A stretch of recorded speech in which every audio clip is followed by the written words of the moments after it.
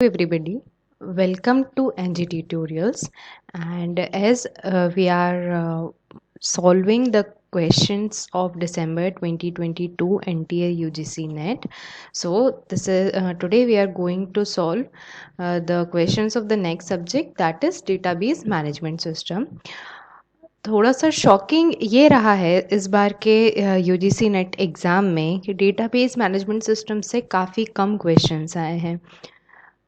We expect around 20 to 22 marks question, मतलब 10 से 11-12 questions हमेशा डेटाबेस मैनेजमेंट सिस्टम से आते हैं, बट इस बार कुछ 6 या 7 क्वेश्चंस ही डेटाबेस मैनेजमेंट सिस्टम से आए हैं.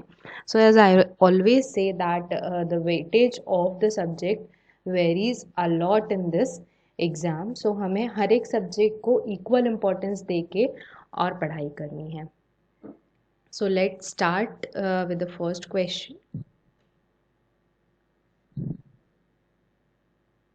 It is saying, identify the incorrect statement. We have given the 4 statements here. हमें इसमें से incorrect statement find करना है.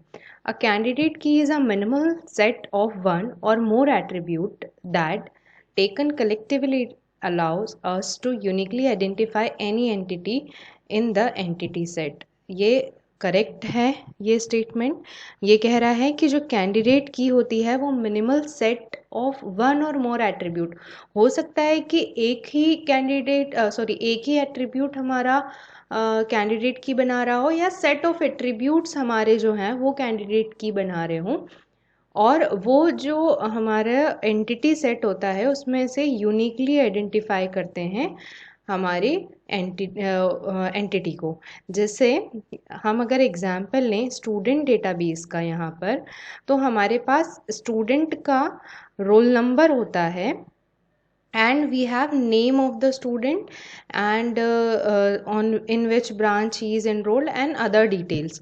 So यहाँ पे जो रोल नंबर होता है वो हर एक स्टूडेंट का यूनिक होता है.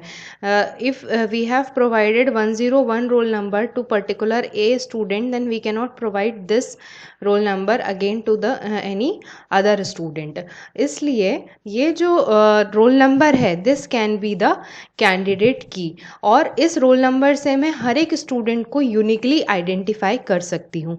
And that's what this particular statement is saying. So this is correct statement.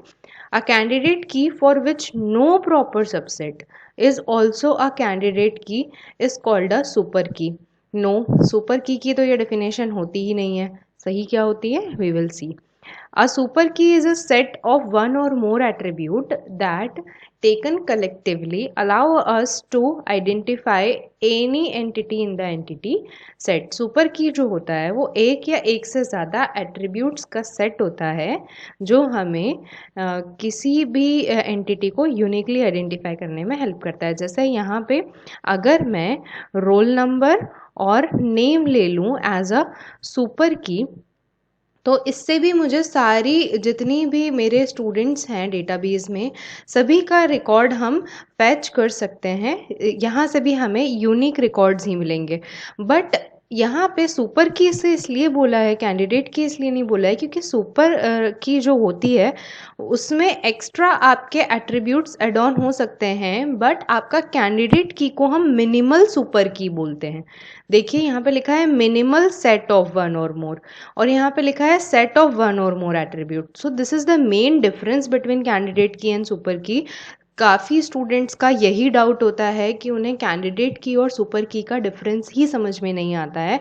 So this is the basic difference कि जो हमारा कैंडिडेट की होता है वो मिनिमल सेट होता है. जैसे यहाँ पे सिर्फ अगर मैं रोल नंबर की बात करूँगी इस एक पर्टिकुलर एट्रीब्यूट की, so this is my candidate की. बट अगर इसके साथ मैंने कोई और एट्रीब्यूट एड ऑन कर दिया, that will be the super की बट नॉट द कैंडिडेट की. एक स्टेटमेंट और इसके साथ एड ऑन होता है that all candidate keys are super keys but vice versa not true. मतलब सारे सुपर कीज कैंडिडेट की नहीं होते हैं, बट सारे कैंडिडेट की सुपर की होते हैं. So this statement is also correct. Next, a super key for which no proper subset is also a super key is called a candidate key. Yes, this is also correct. हमने अभी देखा है कि अगर कोई proper subset नहीं है उस सुपर की का, तो वो क्या होगा, वो कैंडिडेट की होगा. So the incorrect is this second, that a candidate key for which no proper subset is also a candidate key is called a super key. This is the incorrect statement. Next question is, consider the two relation below. The primary key are underlined. Identify all possible foreign keys from the option based on the two relations.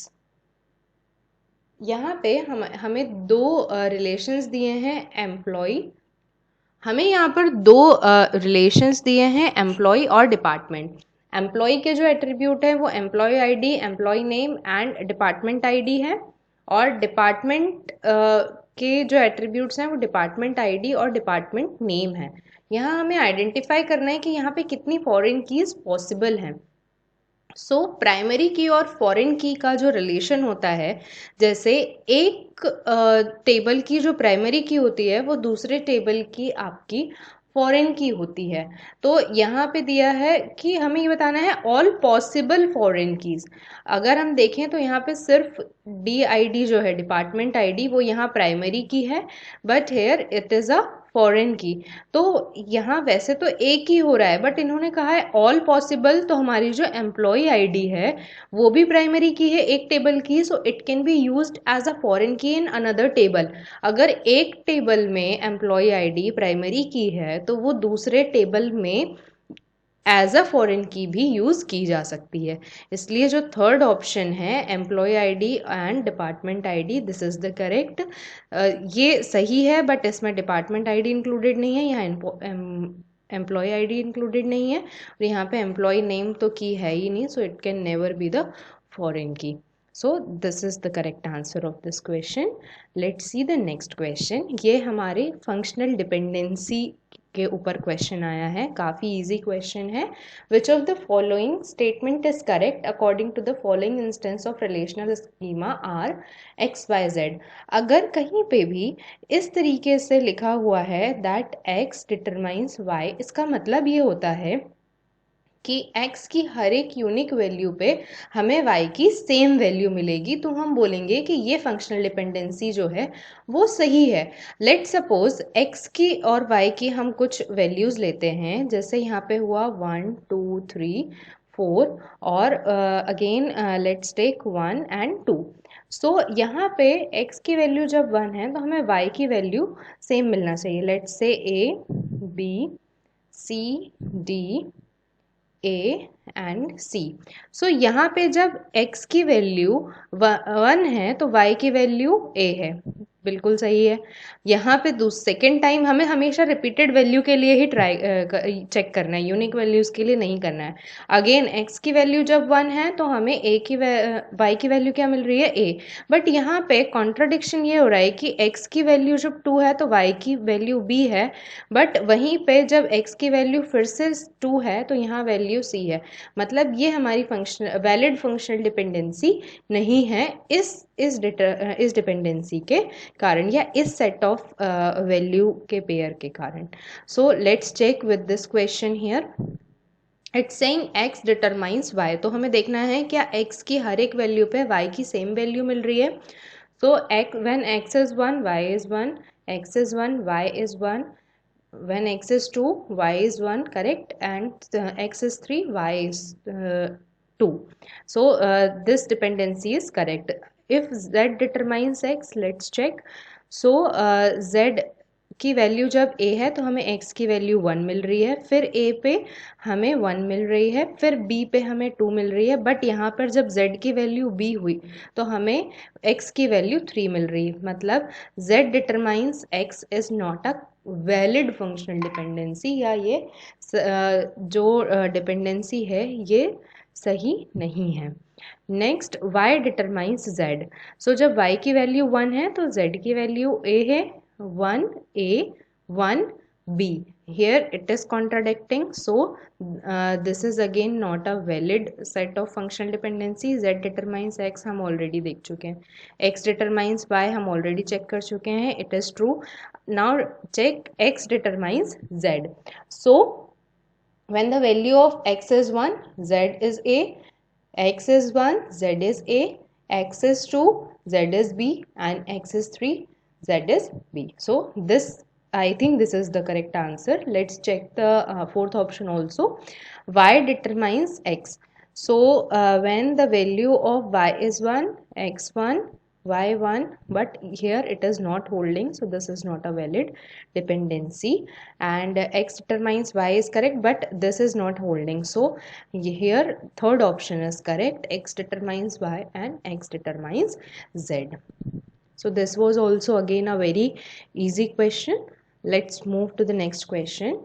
It is saying what are the drawbacks of using file system to store data. जब हमने database management series में difference पढ़ा था traditional system और database management system, that is file system और database management system के difference का, तो हमने ये देखा था कि हमें फाइल सिस्टम में डेटा इनकन्सिस्टेंसी की प्रॉब्लम आती है, डेटा एक्सेस करने में भी प्रॉब्लम आती है, डेटा आइसोलेशन में भी प्रॉब्लम आती है. Now what is data isolation? For that you have to refer to my video. We will provide you the link in the description box.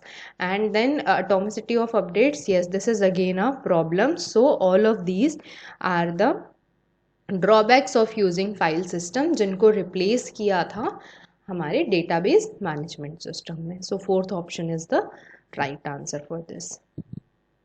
Next question is asking which of the following database model we have a parent-child relationship. तो hierarchical database में obviously होता है, network database में नहीं होता है. यहाँ पे हमारा client and server relationship होता है, और relational database में भी parent-child relationship होता है in the form of foreign key and primary key. So A and C, yes, second option is the correct. Next, identify the correct operation which produces below given output based on two relations R1 and R2. यहाँ पे R1 के कुछ हमें values दी हैं, R2 की भी कुछ वैल्यूज़ दी हैं, and in result we have to we have to obtain this table as a result. तो हमें कौन सा ऑपरेशन इस पे अप्लाई करना पड़ेगा जिससे हमें ये आउटपुट मिले. So if we clearly see the values here, we will see that the intersection of these two will provide us with this values in the output table. So B15 and B15 is common. So if we will apply the intersection operation, we will get this as a output. So that's all about the database management questions. I think only 6 questions, that is 12 marks has been covered with the database management system. Thank you for watching. I hope you're enjoying this series, and if you have any doubt you can comment below, and let's see you all in the next lecture or in the next subject video. Thank you.